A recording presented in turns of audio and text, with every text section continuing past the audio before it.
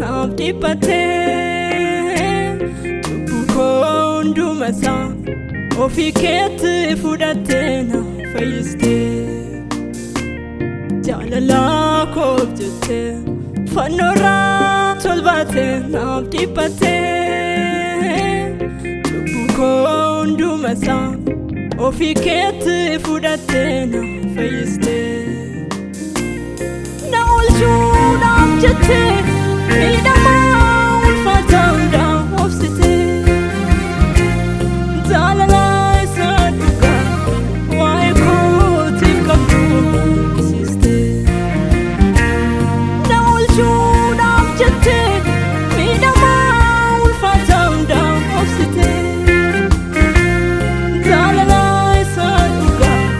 waa'ee kootiif qabdu mul'isiste Ati jaalala waaqayyo koo ati jaalala Ati jaalala waaqayyo koo ati jaalala Ati jaalala waaqayyo koo ati jaalala Ati jaalala waaqayyo koo ati jaalala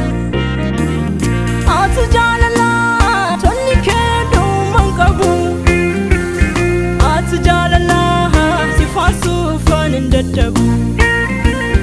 Ati jaalala si mucaa kee na taasise Ati jaalala barruu kee na jiraachise Ati jaalala tolli kee dhuman qabu Ati jaalala si faarsuufan hin dadhabu Ati jaalala si mucaa kee na taasise Ati jaalala barruu kee na jiraachise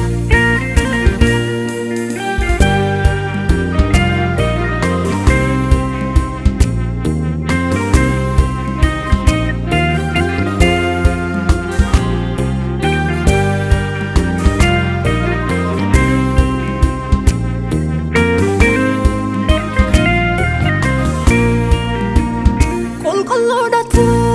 waaqayyo gooftaa mataa bara hundumaa Waan hin obsamne obsite baatte gatii godhuma Qulqulluudhaatti waaqayyo gooftaa mataa bara hundumaa Waan hin obsamne obsite baatte gatii godhuma Naaf dhaabateera harki kee gama hundumaani Si jaallateera kan koosiin dhiisuu galaani Naaf dhaabateera harki kee gama hundumaani Si jaallateera kan koosiin dhiisuu galaani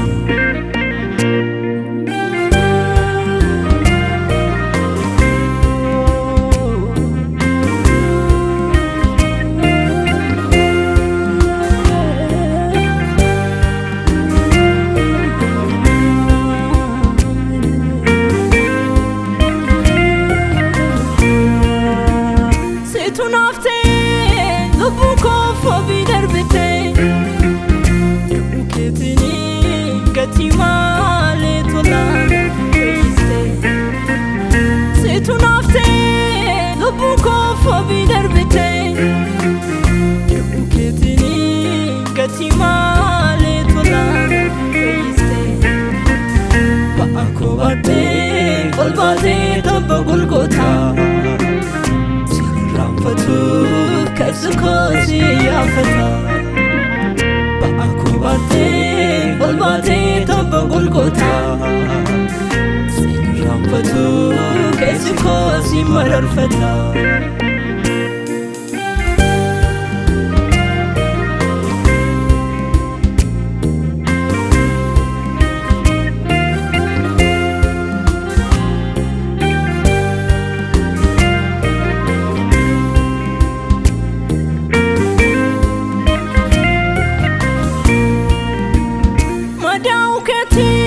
Lubbuun koo wallaan sargatte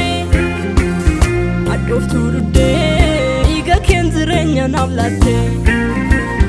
Danda'een obsuu eenyuun yoo sin fakkeessu jaalalaan qabdee lubbuu koosii kan uruursu. Ati jaalala Waaqayyo koo ati jaalala ati jaalala Waaqayyo koo ati jaalala ati jaalala Waaqayyo koo ati jaalala ati jaalala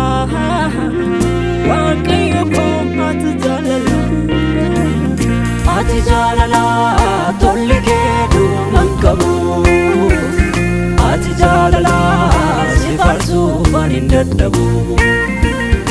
ati jaalala si mucaa kee na taasise ati jaalala barruu